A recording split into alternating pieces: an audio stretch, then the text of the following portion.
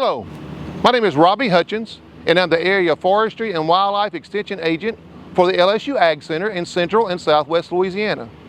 Today, I'd like to just talk a minute about the importance of conducting an annual tree inspection for trees on your property and briefly discuss how to get started with the process and how to continue throughout the years to make your tree inspections useful to you and your family.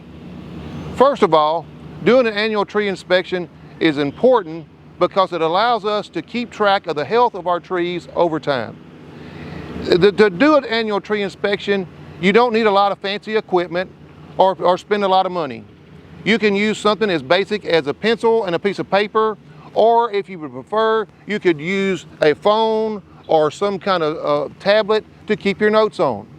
The second thing that you need, and that I recommend, is a camera, digital camera preferably, or again a phone or a tablet to take pictures of the tree. So how do you get started? Well, first of all, if you only have one tree, the process is fairly simple. If you have multiple trees on your property, you might find it useful to make a map or a sketch of those trees as they are in relation to houses or other structures. You may want to name those trees, number those trees, label those trees in some way if you have several trees, so you can keep track of those trees individually as time goes on. So the first step would be, of course, to label those trees or name those trees. And I'll use this tree for example. This is a red maple. And this red maple could be tree number 1 or tree A. Or if it's the only red maple on your property, you could just put red maple. And then you would take some general health assessments of the tree. You would look at the trunk to see if there were any defects like splits, cracks, holes, anything like that. You would back up and look at the foliage of the tree, and you would see, is the foliage full and robust? And you would do that by, and I'm not going to do that for the sake of the video right now, but you could walk all the way around the tree and look at the foliage. Then you might look at the limbs, the branches as they come off. Are there any dead or dying limbs? Are there any broken branches? Are there any issues with the limbs? And then you would make those notes very simply in a way that you understand, and the way that you can go back and reference. And then you would back up with your camera or your phone and take some pictures of the tree, the trunk and the crown of the tree, at some area where you can go back and recreate those pictures if needed. For example, you may stand by the intersection where your driveway meets the street and take a picture from there. Or you may take a picture by a point, the corner of your house, some way to go back and recreate those in the future.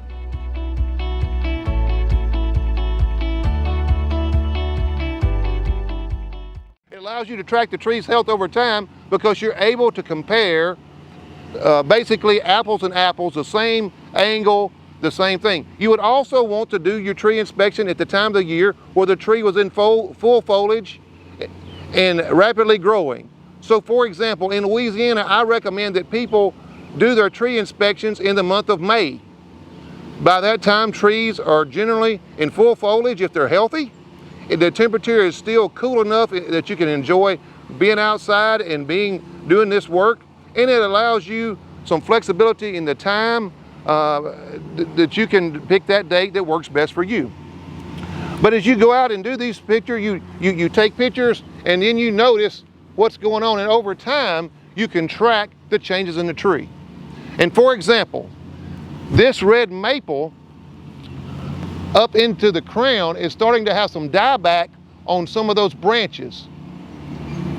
And if you can start to see that, then you can track the progression of that over time and consult with one of our horticulture agents or forestry agents with the LSU AgCenter if you see an issue, you can contact them and say what's going on, and you can get some management recommendations based on good research and sound management practices that will allow you to keep your tree in prime health.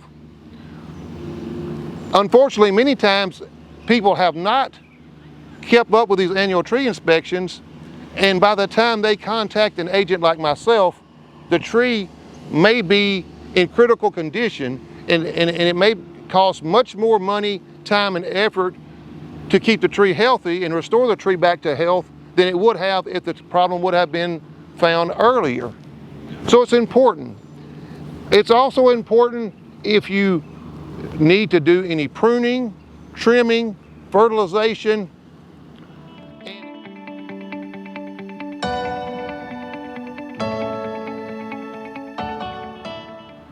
So we've talked briefly about the importance and the usefulness of conducting an annual tree inspection for all the trees on your property.